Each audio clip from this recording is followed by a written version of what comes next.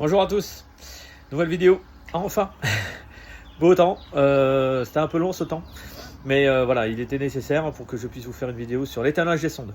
Donc sonde pH, sonde redox, sur un Acorite Hayward, voilà tout simplement. Que ce soit un Flow Advance, que ce soit un UV, que ce soit un Plus, que ce soit un Acorite LT, on va être sur les mêmes, à peu près la même chose en termes d'étalonnage de sonde pH et sonde redox. Donc voilà. Bon, je vous montre aussi quel bassin ça concerne. Voilà, il est quand même assez propre. Alors propre au niveau de l'eau, hein. Si on regarde frais le fond, il n'est pas terrible. Je vais mettre le robot. Mais et là, je viens de l'ouvrir. Donc, ce qui veut dire que aussi, qui est important au niveau des sondes, c'est la réaction des sondes. Ce qui veut dire que, en fait, quand le bassin il était fermé avec la bâche, j'avais un redox qui était à 650. Et là, il est descendu à 590. J'avais un pH aussi qui était un peu plus haut et qui commence petit à petit à descendre. Donc ce qui veut dire que ce qu'il faut retenir, c'est que quand les sondes, quand on a des paramètres d'eau qui sont différents en fonction de que le bassin soit bâché ou pas bâché, que ce soit une couverture ou une bâche à bulles. Hein. Donc voilà. Donc maintenant, on va aller étalonner les sondes. Donc je répète, sonde redox, sonde pH. Et on va devoir fermer les vannes. On va devoir s'équiper de solutions étalons, un pH 10, un pH 7, une solution de nettoyage de sonde. Et ici, on a un redox. Donc c'est ce qu'il nous faut pour pouvoir faire l'étalonnage. Si vous avez un verre d'eau à côté, c'est toujours pas mal pour pouvoir rincer au cas où. Voilà, si vous avez vous voulez justement... mais ça on en reparlera après. Si vous avez un petit peu de chlore, ça peut être pas mal aussi. Donc ça c'est quelque chose que je vous expliquerai après.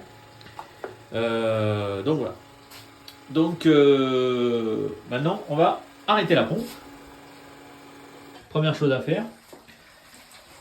Deuxième chose à faire, on ferme les vannes. Donc là, pas de circulation d'eau. Là, pas de circulation d'eau. Là on arrive ici. Ah, il y a une vanne. On la ferme. Et il manquerait ce tuyau là, mais la vanne ici, elle est fermée aussi. Donc là, j'ai de quoi pouvoir ouvrir mes sondes sans que j'ai de problème. Et j'ai pas besoin d'enlever ce capuchon là. J'ai juste besoin de desserrer ça. C'est tout ce qu'il y a à faire. Je sors les sondes. Voilà. Je risque pas de faire de l'entrée d'air puisque j'ai tout fermé au niveau des vannes. Et là, pareil, on sort cette sonde là. Voilà. Donc là, j'ai deux sondes. Une et deux. On va commencer par le redox. Le redox, si on regarde le redox, donc là, il est en train de s'écrouler parce que j'ai sorti de l'eau. Donc forcément, les valeurs bougent, on est dans l'air. Donc c'est tout à fait normal. Donc là, moi, ce que je veux, pour étalonner le redox, parce que je vais avoir qu'un seul point de mesure qui est le 468, ça c'est des choses que vous pouvez retrouver dans le marché, et c'est des solutions que moi je vous conseille de changer chaque année. Parce qu'à chaque fois qu'on ouvre la solution, on fait rentrer de l'humidité, on fait rentrer de l'air avec une température qui fait que ça va altérer en fait la solution. Donc, changez vos solutions chaque année. Comme ça, vous êtes tranquille. Donc là, vous voyez, ça, on est à 532. Donc, ce qui veut dire que je pourrais étalonner ce point-là. Mais moi, j'aimerais bien aller en dessous de ce point-là. Et pour aller en dessous de ce point-là, je vais utiliser le pH 10 pour pouvoir aller plus bas que 468, voire 538 qui est affiché ici. Pourquoi je fais ça? Parce que je veux être sûr que ma sonde, elle mesure vraiment toute la plage. C'est comme une température. Je veux être sûr que je puisse mesurer du 5 degrés et du 40 degrés. Pour être sûr que quand je suis à 20 degrés, ça soit la bonne température. Et il faut que je mesure une plage. Donc, je vais tremper ça dans la solution redox. Et quand je fais ça, voilà, on va voir ça. Je vais positionner la solution ici pour pouvoir bloquer. Voilà, ici, donc là, elle est bien trempée. Et on va voir comment ça réagit. Et là, regardez, ça descend, ça s'écroule complètement. Alors pourquoi? Parce que le pH 10, en fait, on ne désinfecte pas l'eau quand on a un pH à 10. Donc l'eau n'est pas désinfectante. Donc ça veut dire que du coup, on fait écrouler naturellement la désinfection de l'eau. Et donc, c'est une solution étalon qui peut m'aider à pouvoir faire descendre le redox et m'assurer que je vais pouvoir bien descendre en bas. Donc ça, c'est important. Là, on voit que je suis allé en bas, je ne me prends pas la tête, peu importe que vous avez les valeurs, mais en tout cas, ça, c'est une bonne astuce, en tout cas, pour pouvoir écrouler ce redox. Et vérifier que ça va dans le bon sens. Deuxième astuce, donc là, je vais prendre le petit verre d'eau que je vais mettre ici. Je vais nettoyer du coup ma sonde. Voilà. Hop. Hop. Je vais la tremper dans l'eau. Et là, forcément, qu'est-ce qui se passe? C'est de l'eau du robinet. Eh bien, l'eau du robinet est désinfectante. Sinon, on ne la boirait pas. Donc, c'est en train de remonter petit à petit. Donc, ça veut dire que la sonde, elle vit. On est dans une bonne dynamique. Je veux quand même l'étalonner en étant sûr que je vais pouvoir monter plus haut que 450, 465, parce qu'elle est désinfectante, mais pas non plus, voilà.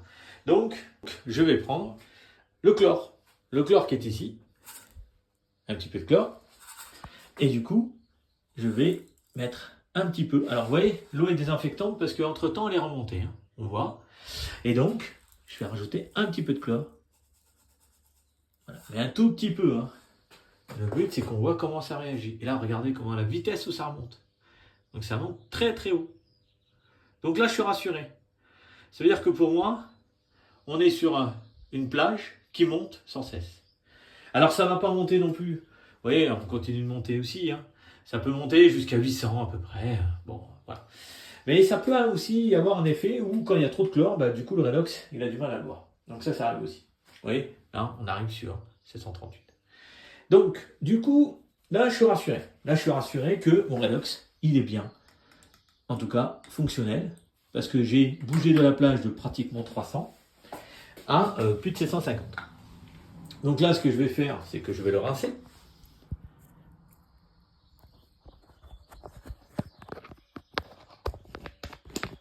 Et du coup, ce qui va me permettre d'éviter de polluer la solution étalon de 475 que je voulais au départ. Donc là, je la rince. Tac. Et je prends la solution étalon 468. Et vous voyez la valeur, on est à 480. On a toujours cette valeur. On continue. Et je vais mettre la solution étalon. Donc là, je devrais avoir parfaitement la valeur qui est indiquée sur la fiole. Mais l'avantage que j'ai eu, c'est que j'ai pu vraiment faire bouger la fiole à 300, à 780, 800. Et là, qu'est-ce qu'on voit? Que ça bouge encore. Alors là, il faut laisser le temps un petit peu à la fiole, à la sonde, de récupérer un peu toutes les informations. Parce que là, je l'ai fait bouger tellement dans tous les sens que du coup, il lui faut le temps qu'elle s'imprègne en fait de cette solution étalon. Donc, là, je vois qu'il y a quand même un peu d'écart entre la valeur qui est indiquée et la valeur à l'écran. Donc, ce qu'on va faire, c'est qu'on va appuyer sur OK. On va aller dans Mesure. On va aller dans Étalonnage Redox.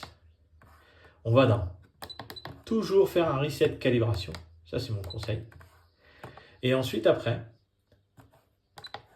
vous allez dans Tampon. Dans Tampon, c'est marqué nettoyer la sonde dans un tampon neutre. Appuyez lorsque c'est prêt. Okay. Mettez la sonde dans le redox 465 et appuyez lorsque c'est prêt. Donc là, vous voyez, on a justement, pour 468, je mesure réellement 380. Donc, ce qui veut dire que je vais devoir appliquer une correction sur la sonde. Et on va voir d'ailleurs si c'est accepté, parce que si l'écart est trop grand, ça veut dire que si j'ai trop de corrections à faire entre la valeur qui est demandée et la valeur réelle, du coup, en fait, il va mettre un message. Et je pense pas, là on est en dessous des 20%, donc du coup, je pense qu'on va pouvoir le faire. On valide. Et là, regardez ce qui se passe. Il corrige la valeur à 465. OK? Donc là, je t'appuie sur OK pour sauvegarder. Voilà. Donc là, c'est sauvegardé. Je reviens en arrière et j'ai bien 465. Voilà. Et donc, ma sonde vit, elle a juste un décalage. Donc, c'est pas une catastrophe. Et ça a été accepté en correction électronique. Donc là, une fois qu'on a fait la solution, le redox, bon, ben la solution, de toute façon, j'aurais plus besoin de l'utiliser. Parce que, comme je vous l'ai dit tout à l'heure, il faut absolument changer ces solutions étalons, parce qu'elles se polluent dans l'environnement où elles sont. Et on va s'attaquer au pH. Alors le pH, ça va être plus simple. Le pH, j'ai le pH 10 et j'ai le pH 7.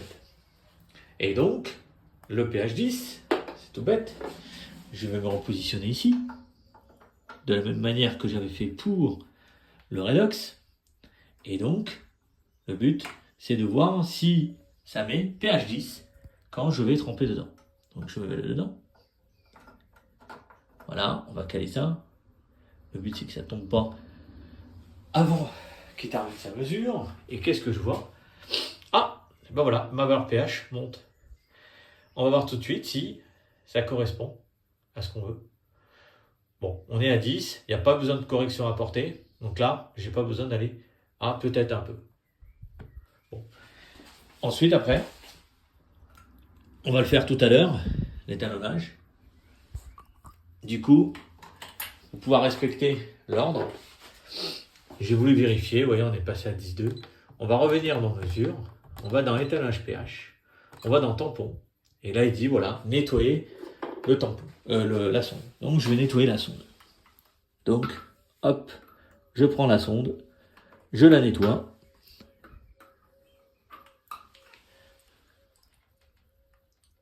Voilà. La sonde est nettoyée. Je vais pouvoir prendre ma solution pH 7, donc ici.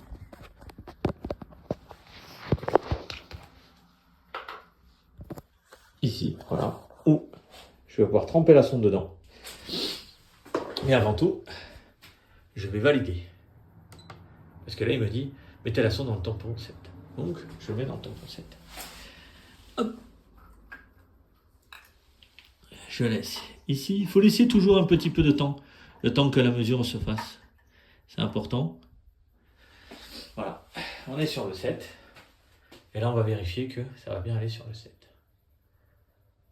Alors, ça prend toujours un petit peu de temps.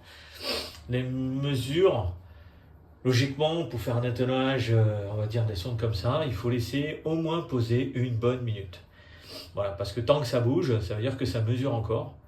Et donc, du coup, il faut vraiment laisser le temps qui descende à la valeur qui est donnée.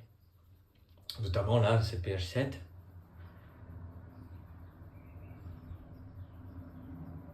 Donc voilà, là, typiquement, ça bouge beaucoup moins, mais ça continue de bouger.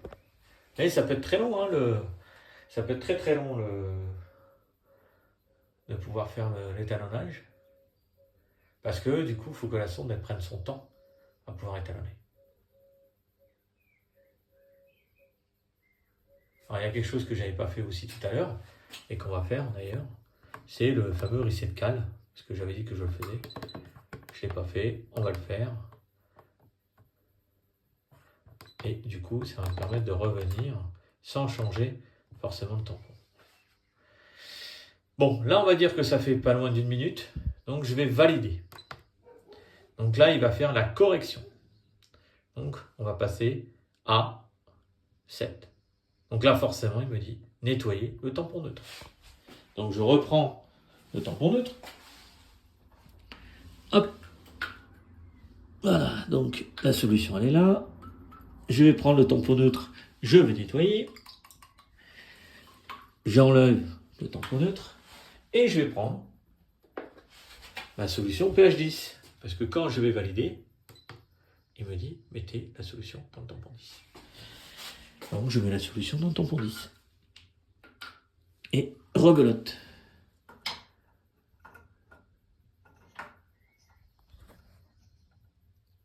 Voilà. Donc là, elle est trempée. Et là, qu'est-ce qui se passe?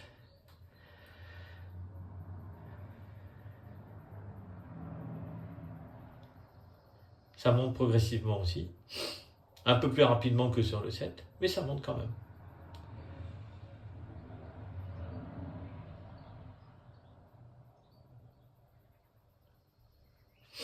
Alors c'est arrivé à 10, c'est bien, mais il faut laisser un peu.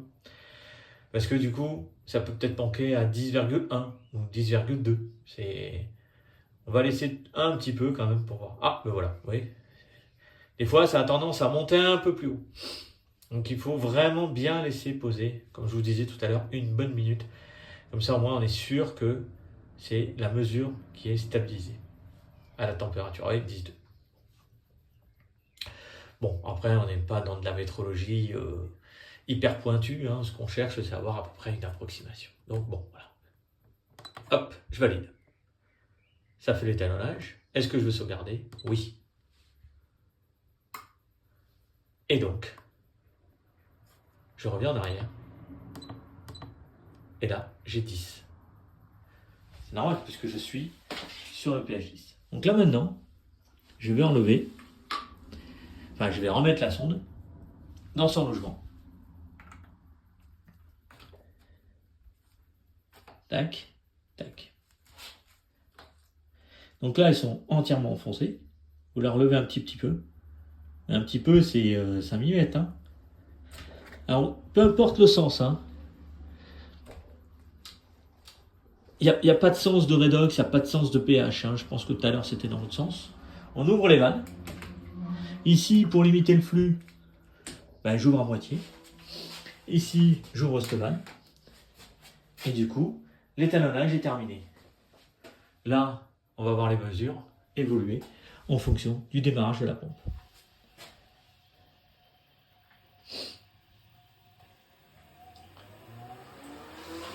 Donc là, il y a un amorçage qui est fait. Donc là, il y a tout qui tourne. Et là, voilà, le but c'est que on vérifie qu'il n'y a rien qui fuit, tout est ok. C'est parfait. On est en amorçage. Et là, qu'est-ce qui se passe? Bon ben voilà. Mon eau est pas trop mal. Il est en train de mesurer l'eau du bassin qui est à 650. Donc c'est pas mal. Donc j'ai rééquilibré en fait, mais par rapport à la valeur que j'avais tout à l'heure, il y a quand même un peu d'écart qui est en train d'être rattrapé. Sur le pH, bon bah du coup là, vous voyez, il y a marqué on. Donc ce qui veut dire qu'en gros, et comme je suis au-dessus de la consigne, qui est 7,2, bah du coup ça tourne. Donc là, il va falloir que je remplace bientôt mon bison de pH d'ailleurs. Mais bon voilà, pour vous donner un ordre d'idée, mais ça continue de descendre. Hein. Donc c'est tout à fait normal. Et du coup, là, comme on est en dessous de la consigne, bah forcément, il produit. Donc voilà. Là, ce qu'on va faire maintenant, c'est la mesure de sel.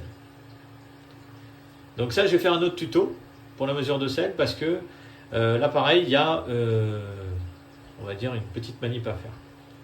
Mais je voulais vous montrer ici comment ça réguler. Parce que là, en fait, vous voyez, le pH il est en train de descendre. Et le but, c'est de vous montrer en fait comment ça réagit quand ça descend en dessous de 7,2. Parce que je pense que mon pH est réellement plus bas, en fait. Donc voilà.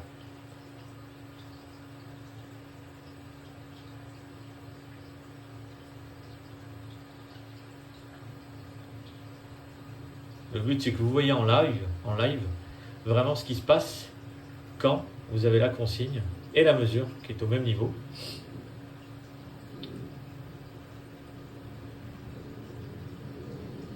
Voilà. Donc là, vous voyez, il est toujours en train de tourner.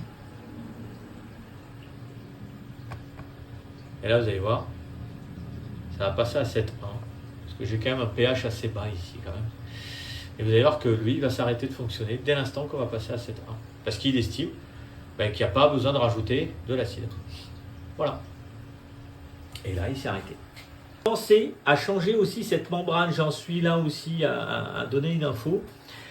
N'hésitez pas, vous voyez ce tuyau-là, il commence à être poreux, il va falloir que je change. Parce qu'après, il va venir mettre de l'acide de partout.